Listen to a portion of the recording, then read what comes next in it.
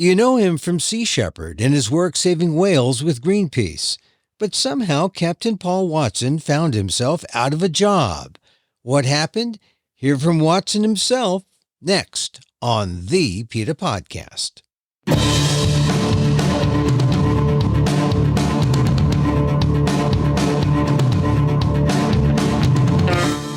Welcome to the PETA Podcast.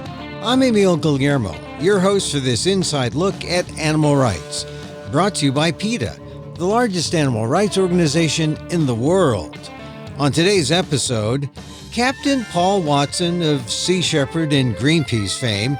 He's the Save the Whale guy at Greenpeace until suddenly they wanted him out. Watson tells us what happened. It's all in his new book, Hitman for the Kindness Club. Here's my conversation with Captain Paul Watson on this edition of the PETA Podcast.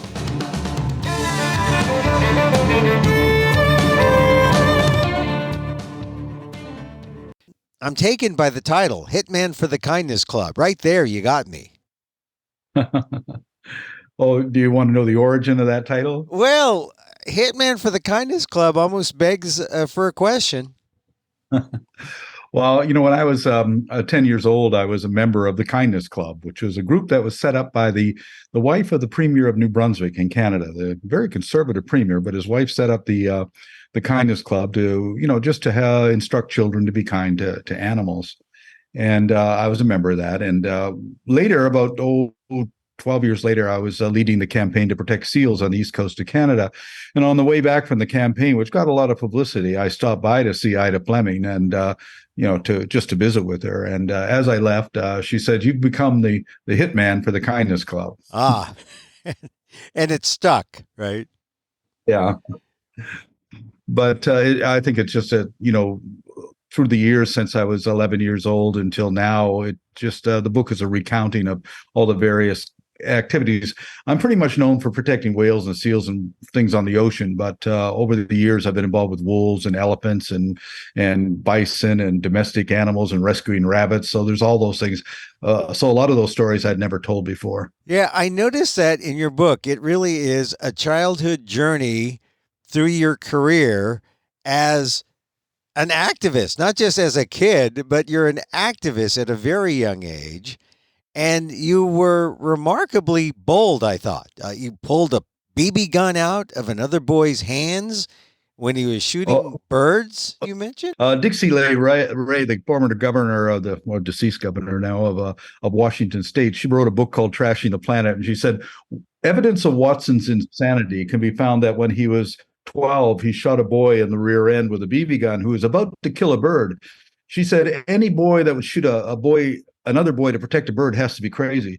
And I said to her, well, in my neighborhood, every boy shot every other boy with a BB gun. I just happen to have a practical reason to shoot the kid that I did. So it happened. It was real. Yeah. Yeah. And no qualms. How old were you? 12? I was 12 at the time. Yeah. But I saved the bird. So that was good. Yeah. And what did your mom say? Or what did your parents say? Paul, really? BB gun? Well, my mother died at an early age. So, my father was not really much of a father because I left home when I was 15.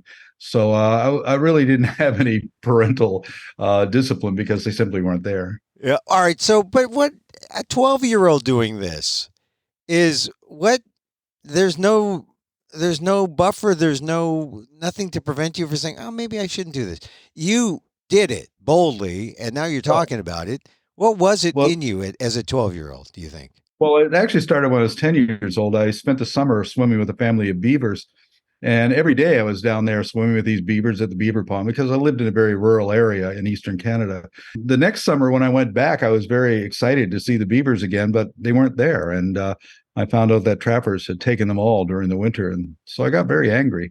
That winter I walked the trap lines. I found out why the trap lines were, walked them, and freed animals from the traps and destroyed the traps. And I guess I've been doing the same thing for the last 50 years. So you noticed a change with the beavers, and that just, there was there's no going back. I mean, that sort of determined, because you really, in the book, you show how you progressed to interrupting duck hunts with kites, destroying leg hold traps. It seems like your childhood was the foundation for your life's work, huh? Well, it was writer Farley Mowat, a very famous Canadian naturalist and writer.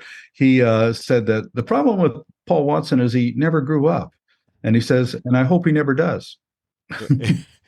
Now, you also talk about your grandfather. Do you think that was also, contributory to your activist streak?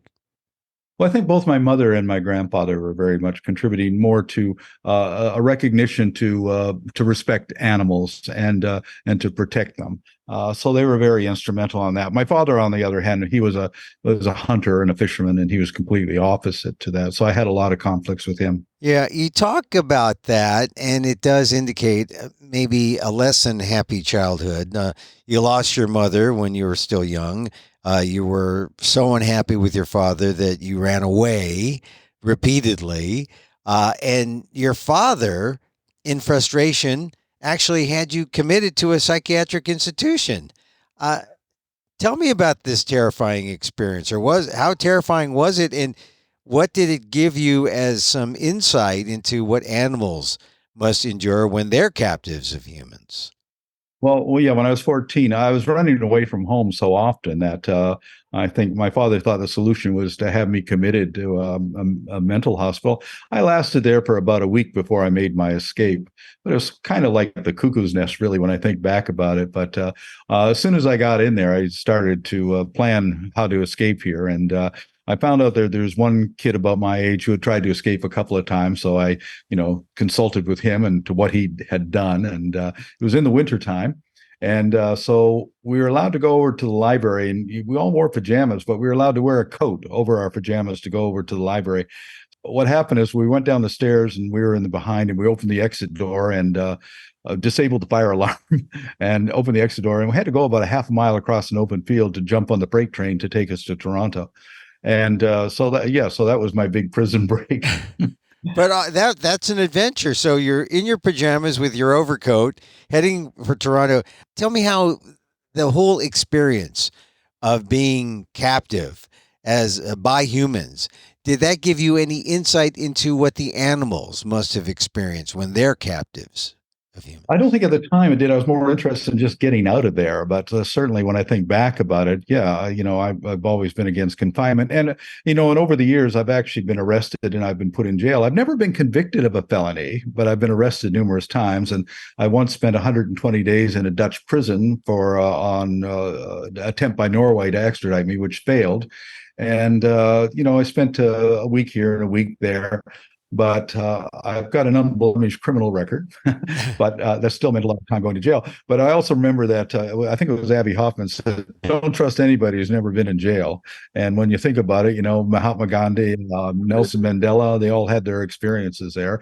And I think that does give an insight into the what confinement is all about, and certainly leads to an empathy for, if you go to the zoo and see the animals behind bars, you have a real empathy for them. Yeah, I must confess, I've never been a prisoner, but I have covered prison stories and prison riots, and that was enough for me to feel the kind of empathy I think you think should be required by some. But you're being in prison, and what got you there was your activity as Captain Paul Watson.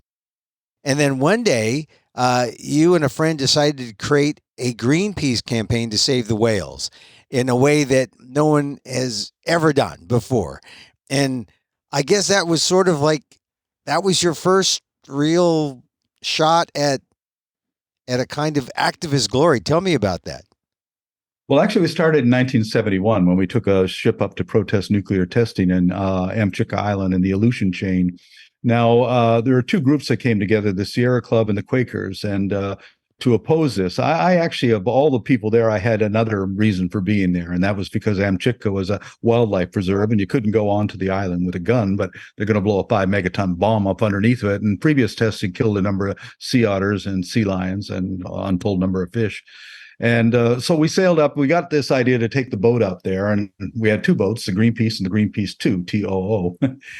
At one of the early meetings, somebody left and flashed a peace sign, and Bill Darnell, he said, make it a Greenpeace. And Bob Hunter said, great name for the boat. So we named the boat the Greenpeace. So that came before the organization. And then in 1972, we changed the name of the Don't Make a Wave Committee to the Greenpeace Foundation. So I was one of the founding directors of the Greenpeace Foundation.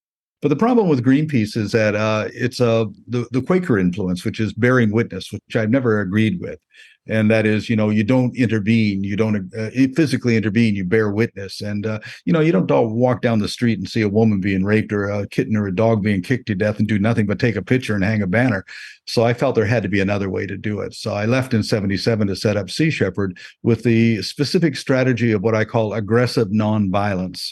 We're going to aggressively intervene, but we're not going to injure anybody. And I've had an unblemished record. I've never caused an injury to a single person over the last 50 years, but we have shut down literally hundreds of illegal operations. Yeah, aggressive nonviolence, though, would seem to be, you made it into a virtuous contradiction, because it sounds like a contradiction to be effective and to be activist and aggressive and nonviolent at the same time. Also, to respect life over property. If a man is about to shoot an elephant and you knock the rifle out of his hand and destroy the rifle, you've destroyed a non-sentient object to save a living creature. So that is what really aggressive nonviolence is. The actions you need to take to save life. And unfortunately, we live in a world where property has more value than life, and therefore people see that as an act of violence. But we only oppose illegal activities. So the equipment that we destroy, the ships that we sink, are being used for illegal activities. So we're really simply upholding international law. That is the reason that I've never been convicted of a felony. That was a good thing that you've never been convicted of a felony. But how do you think the world and other activists and others have embraced your idea? Or have they embraced your idea? Or have they rejected it somewhat and said, no, that's good for Paul, but we're going to go down another path? Some have and some haven't. And I've had enough people who do agree with it that they supported me through the years in the various campaigns. And I've had over 6,000 crew volunteer on the ships over the years. So certainly have a lot of support there. I still do. But, I never really cared much for what people think of what I do. In 1986, we sank half of Iceland's whaling fleet, sent it to the bottom of the harbor in Reykjavik. And that might sound like it's illegal, but they never charged me for it. I had to actually fly to Reykjavik a year later and said, I haven't heard from you guys. I sank these ships. What are you going to do about it? And I landed at the airport, and the chief immigration officer, he says to me, well, how long do you intend to stay in Iceland? I said, I don't know, 5 minutes, 5 days, 5 years. You tell me. He said, we're going to have to go to interrogation. So the next morning, they put me on a plane and sent me back to New York City. The Minister of Justice stood up in the House. He says, who does he think he is? He comes into our country and demands to be arrested. Get him out of here. Because they knew that to put me on trial in Iceland would be to put themselves on trial for their illegal whaling activities. That's the last thing they wanted. It has been and can be effective. Why are some people reluctant to embrace it, you think? Well, we've been conditioned, to respect property at all costs, even though, that property is being used to take life. But at the time we sank those ships, I had a former colleague from Greenpeace. He said to me, well, what you did in Iceland was reprehensible and it was criminal, which it wasn't. And he said, and I said, yeah, so what? And he says, well, aren't you concerned about what people think about you, and I said, no, I'm not. I don't care. We didn't sink those ships for you. We sunk them for the whales. I said, find me a whale that disagrees with what we did, and I promise you we won't do it again. The whales, sharks, the birds, these are our clients. And people either support that or they don't. And if they don't, I don't really care. But if they do, well, I welcome their support. Well, on your first trip out in your tiny boats against an enormous Russian whaler, you witnessed the murder of a whale, and it had a profound effect on you.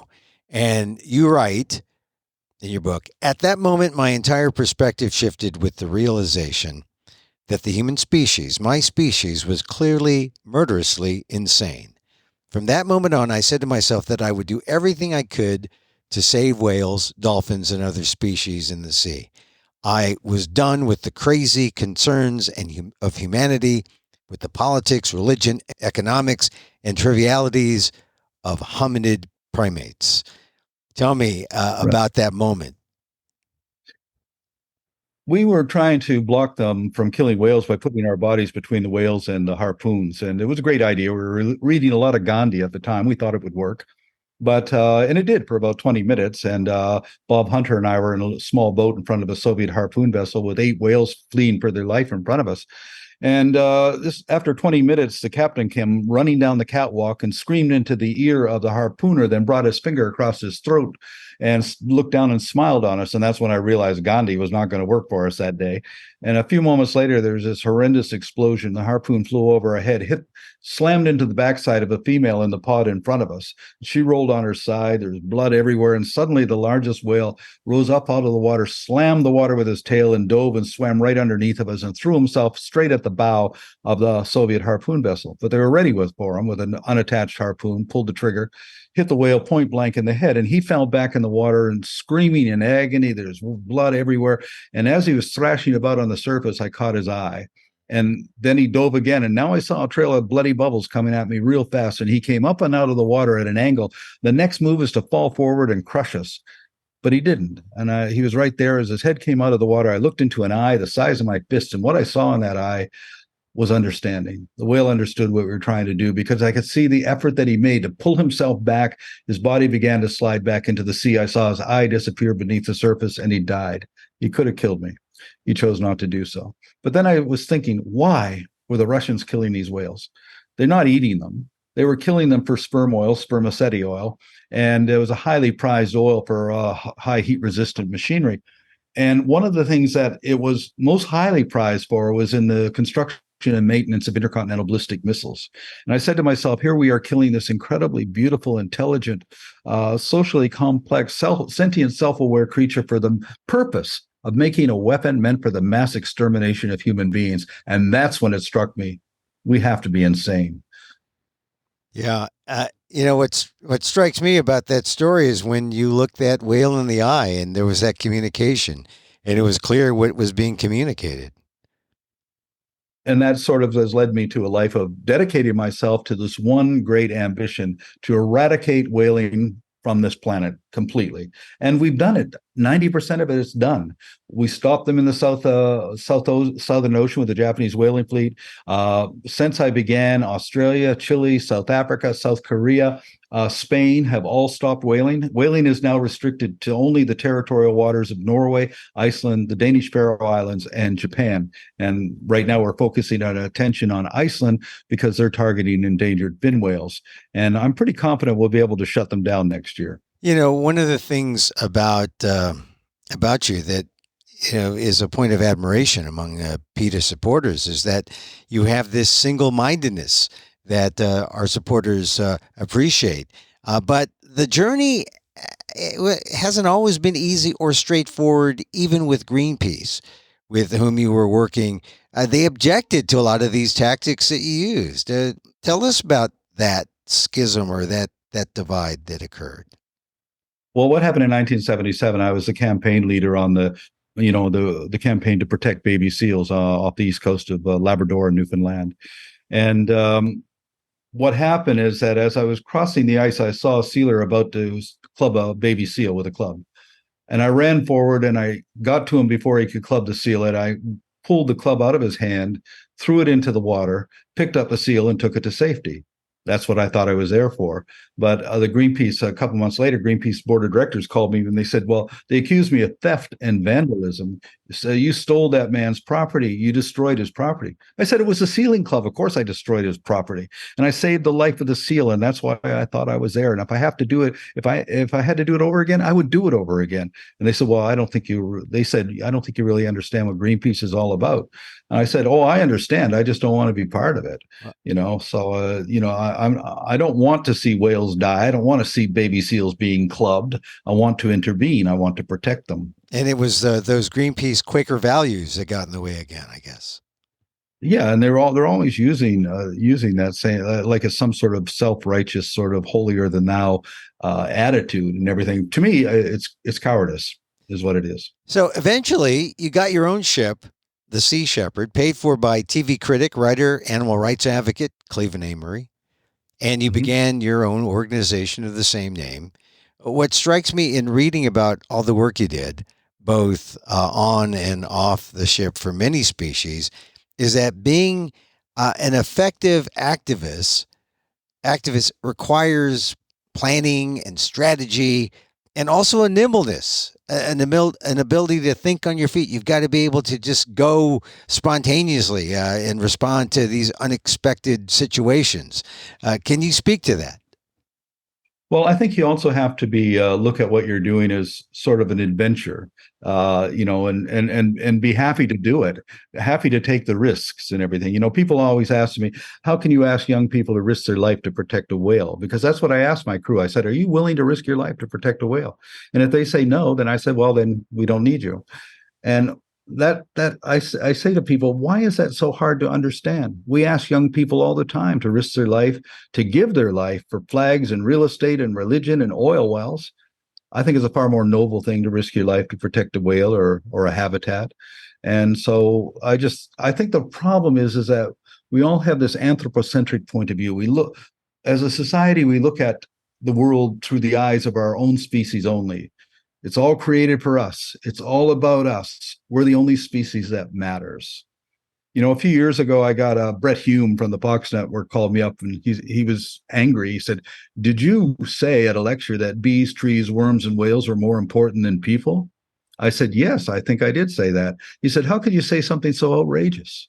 I said, "Well, I said it because they're more important than people, and I can tell you why. Because they can live here without us. We can't live here without them. We need them. They don't need us. Without them, we die." And that's the law of interdependence. The strength of an ecosystem is in diversity and interdependence. And if we don't recognize that, we're not going to survive. We have to look at the world from a biocentric point of view. The fact that we're part of everything, that we're intimately connected to everything else. We're interdependent with all of these species. We don't have agriculture without bees and worms. We don't have oxygen without phytoplankton and trees. I mean, we need them. And so that's the idea I'm trying to get across. Another way to explain it is if you look at the Earth as a spaceship, which is what it is on this incredible voyage around the Milky Way galaxy, and every spaceship has a life support system, and that life support system provides us with the air we breathe, the food we eat, regulates climate and temperature. And that life support system is maintained and operated by a crew of engineers, the engineers that keep all that machinery running. We humans, we're not engineers. We're passengers. We're having a wonderful time entertaining ourselves, but we're murdering the crew. We're killing off those engineers. And there's only so many engineers you can kill before the machinery begins to break down. We need the trees. We need the whales. We need the fishes. We need insects. We need bacterium. And without them, we don't survive. So how do you suppose people, just regular rank and file people out there, get to that point? You've mentioned Gandhi a lot in our conversation. Does it help to meditate? Does it help to commune with nature? How do people get to that state where they realize the interdependency that you talk of? I think it needs a paradigm shift away from anthropocentrism to biocentrism. We have to get over this thing that we're superior, dominant, and better than everything else. And every single major religion has humans at the center. That we're the most important thing. It was all created for us, and I think that's where we're wrong on that. We need to really look at it from an indigenous point of view, where indigenous people understand that they're connected to all other living things, that we're all one and the same. And our modern societies have set ourselves apart. We've alienated ourselves from the natural world. I'm curious about the meditation part of my question, only because, especially when you're about to do something like, go after a ship or save a whale, or did you ever meditate? How do you get yourself in the right mindset to go and take that kind of aggressive nonviolence? I don't do anything to get into that mindset. Just to walk in the woods, to swim in the ocean, pretty much is all it takes. So you go into the campaign. You have to be a little detached, especially when you're in a confrontation situation. You can't allow yourself to get emotional about it. You can't be angry about it. If I see a sealer come up and try to kill a seal, or if from a distance I see the seal being killed, I can't get angry at it that moment. I have to actually, find a way to intervene. and therefore you have to be calm, you have to be objective about it to do it effectively. So, and also you don't go in with anger towards the people who are doing it, the sealers, the whalers, the fishermen, because that's not going to really change anything, really. You have to focus on preventing them from doing what they're doing. You discuss in the afterward how you were slowly removed from the leadership of Sea Shepherd, which is the organization you created. People see the accolades and see the great success that you had with the organization. One wonders, how could that happen? Well, Sea Shepherd became too big because of whale wars, and it attracted a lot more people. There's an administration now, a lot of money coming in, and I was a threat to that because they called it the Watson problem. Every time I did a campaign or a confrontation, they thought that, we might lose our tax status, or we might get arrested, or we might be sued, and they became more concerned about that, and that was never a concern for me. And then they decided, it was in June of 2022, they said, well, we're going to go in a different direction, more mainstream, for example. And I said, well, sorry, I don't, I'm not going there. I don't support that. We've been doing this effectively for 45 years, and we're going to continue to do it. And they said, no, you're an employee. If you don't like it, too bad. So, I had to leave. But I immediately set up the Captain Paul Watson Foundation. I called it that because it's going to be hard to take that name away from me. Yeah. But the thing is that in that last year, since I left Sea Shepherd, we've got our first big ship, 2 small ships, and we're working on getting a second larger ship. We've got former crew members, former supporters, and within the last 12 months, we've raised over $6 million to do these campaigns. So it's certainly an advantage over when I left Greenpeace. I had nothing when I left Greenpeace, and it took me a few years to get off the ground. I had nothing when I left Sea Shepherd, and it only took me a few months to get off the ground. So that was a difference. But on a personal level, did you see it as a betrayal, or did you see it as a divorce? I mean, because some people would see that you created something so large, and then they started putting their focus started going away from the purpose of Sea Shepherd and toward the preservation of the organization, it would seem. Well, they didn't betray me. They betrayed the entire movement. Well, I had created a movement. I didn't want Sea Shepherd to be an organization. It was in dozens of countries. They were all independent entities. We had set up Sea Shepherd Global as a means to operate the ships and everything, and all the groups were to support the operations of the ships through Global. But what happened, there were 6 directors for Global, and 4 of them decided they wanted to control it all. So they removed me and Lami Essam Lami with an email. There was no vote. There was no discussion. We were just removed. And since then, they've removed 400 pages of my history. And I just noticed they just put out a video of the last 20 years of the history where they failed to mention that I even exist. I actually don't exist. It's sort of like the Bolsheviks removing the pictures from everything. It's all about control. It's all about power. And it's also about not doing what we were set out to do, but also giving the illusion, using the name Sea Shepherd, that they are continuing to do it. But they're not going to be doing confrontation anymore. Right now, they're getting supported by Allianz Insurance, Lloyd's of London, the Dutch Postal Code Lottery, numerous corporations and governments are working with. They like those partnerships. It brings in a lot of money. Yeah, I don't like those partnerships. I don't mind working with governments. In fact, I initiated it working with Ecuador to protect the Galapagos originally, but not at the expense of them telling us what to do and how to behave and having to, censor any press releases and not to embarrass them. So if we're working with the government and the government does something corrupt, we have to be able to expose that corruption, but they're not doing that anymore. And so now Sea Shepherd Global is working with these African countries that are extremely corrupt. And 3 of them actually support the Japanese at the International Whaling Commission. But the biggest betrayal of all was Sea Shepherd Australia doing a partnership with the Austral Fishing Company and the Marua Daiichiro Fishing Company of Japan. And people say, why would they do that? Because the CEO of Austral Fisheries got Sea Shepherd Australia their tax status in Australia, donated a boat, donated a lot of fuel, and donated something like $150,000 on top of that. So they sold out. And when I questioned that, I was removed from the Australian board of directors for questioning why are we working with a fishing company, and now they're supporting sustainable fishing. And in my position, from my point of view, there is no such thing as sustainable fishery. The commercial fisheries are destroying life in the sea. I mean, what is a sustainable fisherman? A guy who goes out in a canoe off the west coast of Africa and throws a line in the water. That's sustainable fishing. Not these giant super trawlers and long lines and gill nets. It's a mechanized, industrialized, strip mining of life in the ocean. We should not be supporting that, but they are. So it sounds like the old the sea shepherd that exists now exists as a kind of cleansing agent for the sins of corporate America, or a kind of a whitewashing of all the activity that you fought as you know, the head of the old Sea Shepherd, and now the Captain Paul Watson Foundation. Even more than that, Sea Shepherd Global is suing Sea Shepherd France and me, saying we don't have the right to use the name or the logo or the flag. They even tried to say that I didn't have the right to use my own name. It's all about power. It's all about control. And, but it's not unusual. David Brower was forced out of the Sierra Club. David Foreman was forced out of Earth First.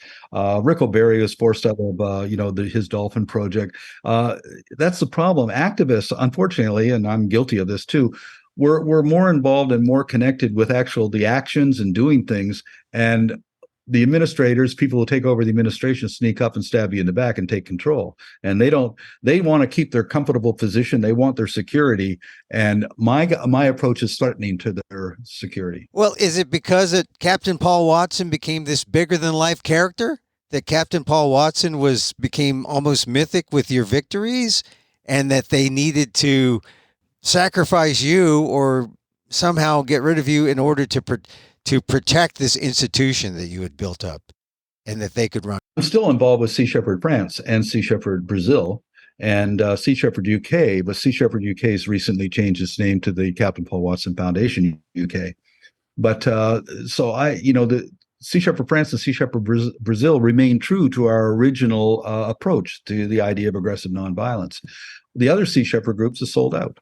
And it's because they get well-paid jobs. They're in comfortable positions, and they don't want to.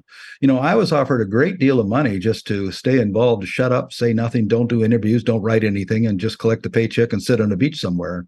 I said, no, I'm not going to do that. I didn't start this movement to get rich. Yeah. Are you still doing actions yourself personally? Are you still on the boats and leading the charge? Yeah, this last summer we went to Iceland. When we arrived there was a temporary ban on whaling, which is good, and we'll be returning next June. We also went to the Faroe Islands to disrupt the killing of dolphins and pilot whales there. So yeah, I'm still very, very much involved. Always will be involved. I don't believe in retirement. Yeah, and when you're out there, are you feeling the same thing today when you're out there on a boat as you did, say, when you were 12 and shooting a BB gun at a fellow student? Well, how do you feel? As Farley Mowat said, I never grew up, and I guess I still haven't. I don't see myself as a responsible adult in that respect. Although, I have 3 children, and I'm, trying to instill in them, and I think very successfully, an appreciation, a love for nature and for animals. And, I think that's a responsibility of everybody, really, as a parent. And just as an example for people who feel like that they're too old to do anything, they're too old to get out and take some kind of action. You say you're in your 70s. I'll be 73 in December. Wow. Happy birthday in advance. Yeah. I don't really feel 73, but I've had a crew member who was 87 once. And, I don't think age is a restriction to being an activist. It shouldn't be. Now, finally, at the close of your book, you provide aspiring activists at whatever age they are with the 10 most important things you have learned. And this is one that struck me. You write, "We each have the potential to change the world. Find your passion and harness it to the virtues of courage and imagination." So tell me about that Well, sentence? I think there's numerous examples of that. Because of Diane Fossey, we still have mountain gorillas in Rwanda. Because of, David Wingate, we still have the Bermuda storm petrel in Bermuda. One person can make a difference, can save a species. I mean, look at Alex Pacheco and Ingrid Nuker with PETA and what's been done there. I mean, there's so many examples of individuals who've made incredible contributions to making this a better world and incredible contributions to protecting animals and ecosystems. So it's and the more and more so now. I mean, look what Greta Thunberg's been able to do just as a 16-year-old girl. So we all have that power. And also, don't get depressed or pessimistic, because one of the most invaluable things I ever learned was in 1973 when I volunteered as a medic for the American Indian movement. We were surrounded, we were being shot at, 2 people were killed, 46 people were wounded, and I went to to Russell Means, who was the leader of the American Indian movement. I said, we don't have any hope of winning. The odds against us are overwhelming. Why are we still here? And he told me something that stayed with me for the rest of my life. He said, we're not concerned about the odds against us. We're not concerned about winning or losing. We're here because it's the right place, the right time, and the right thing to do. Don't worry about the future. You have no power over the future. All of your power is in the present. It's what you do in the present that will define the future. So don't get depressed or don't get pessimistic about the future. Instead, put all of that energy in towards doing things in the present that will redefine what the future will be. That's somewhat meditative as I listen to you. And I did ask, how do you find your passion? How do you find that thing that's the most important thing in the present moment? Well, I just say you see a problem and you address it as best you can, keeping in mind a discipline of aggressive nonviolence. So I'm going to intervene, but I'm not going to hurt anybody. And that's been doing that consistently. And the thing that I think that keeps me going is the numbers of animals saved, the 6,500 whales we saved in the Southern Ocean, the seals that we saved, millions of seals we saved, because we pretty much shut that thing down in 2008. There still is a seal hunt. The quota is 400,000, but they take 40,000 because there's no market for the pelts, and it only exists because of the subsidies from the Canadian government. But what that means is over 350,000 seals are being saved every year that would have otherwise been killed.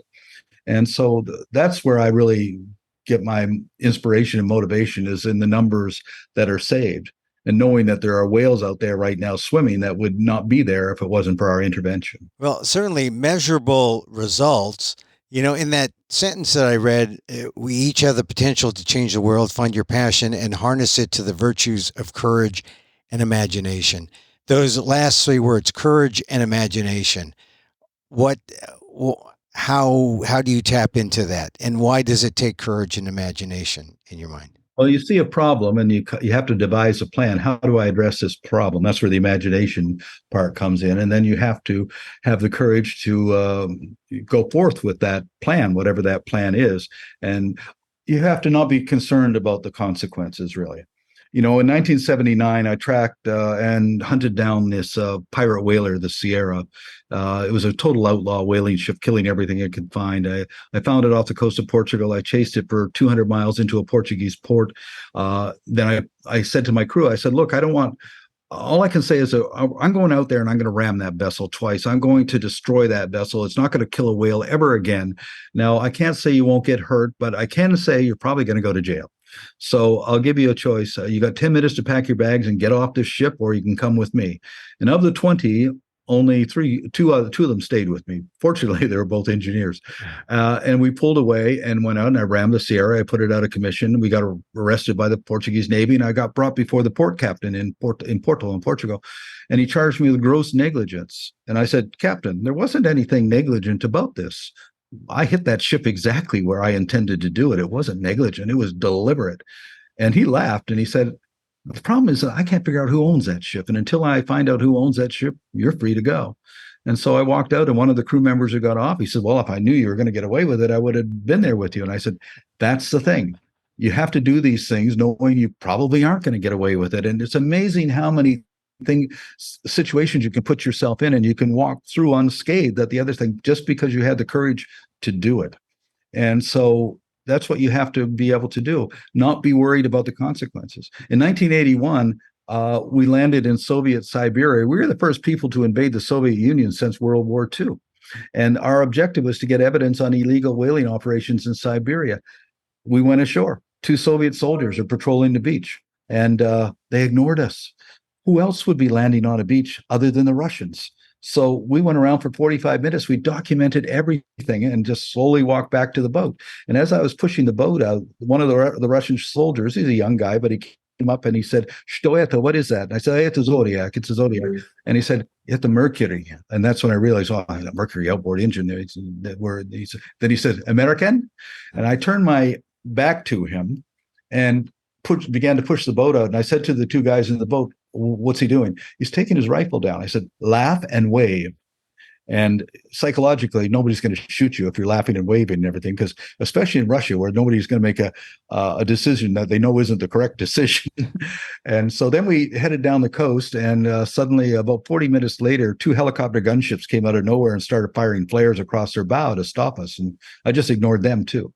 And then about another hour later, a big frigate comes up from real fast alongside and puts up the flags telling us to stop. I ignored that. Then he gets on the radio, says, "Sea Shepherd, stop your ship, prepare to be boarded by Soviet Union." And I said, "We don't have room for the Soviet Union. We're not stopping," and kept going. And, he didn't know how to deal with it, because navies don't know how to deal with no. They got this overwhelming force, and somebody says no to them.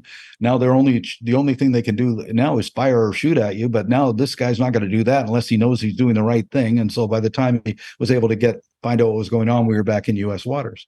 Doesn't always work that way. When we confronted the Norwegian Navy in 94, I refused to stop. And they said, "I have the orders from the highest authority in Norway to do whatever it takes to stop you." And I said, "Well, do whatever it takes." So he fired 1 shot over our top of us, another shot in front of us. I just kept going. He dropped 4 depth charges underneath of us, just kept going. And then he tried to cut us off, but he made a mistake and rammed our bow, which pretty much sliced open his hull by about 45 feet. So he did more damage to himself by doing that. And then we just kept carrying on until we reached the Shetland Islands. A 500-mile chase, couldn't get on board. So you just have to be willing to take them on. Actually, when he was about to shoot, he says, "I'm going to put the 3rd shot into your engine room. So get everybody out of the engine room." I said, "Nobody wants to go out." And I said, "By the way, I've got 13 journalists on board, so fire away."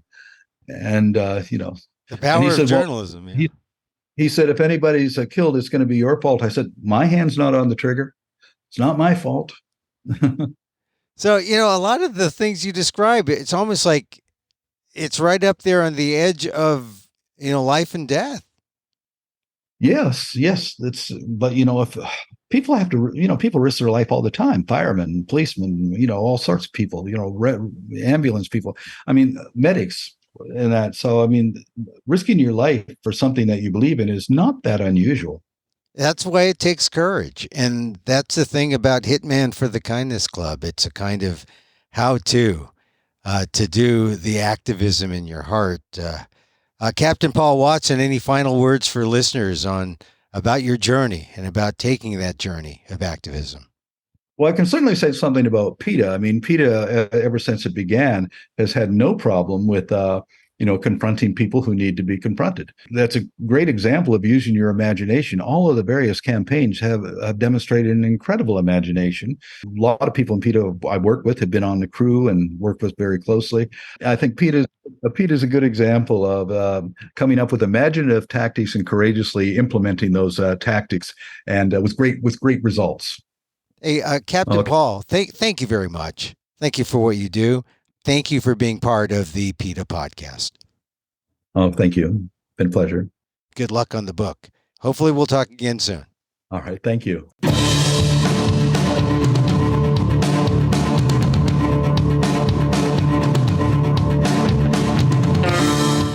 Captain Paul Watson, the man who saved the whales with Sea Shepherd and Greenpeace. His new book, Hitman for the Kindness Club. And that's our show for today. Thank you for listening. Don't forget to send a link of the show to your friends. Tell them you like the PETA Podcast. You can contact us at PETA.org. You can find me on Twitter at Emil Amok. That's EMILAMOK. Or see my vlog at amok.com. Or see my work at ALDEF, the Asian American Legal Defense and Education Fund. That's ALDEF, AALDEF.org/blog. Or get this podcast on YouTube at Emil Amok 1.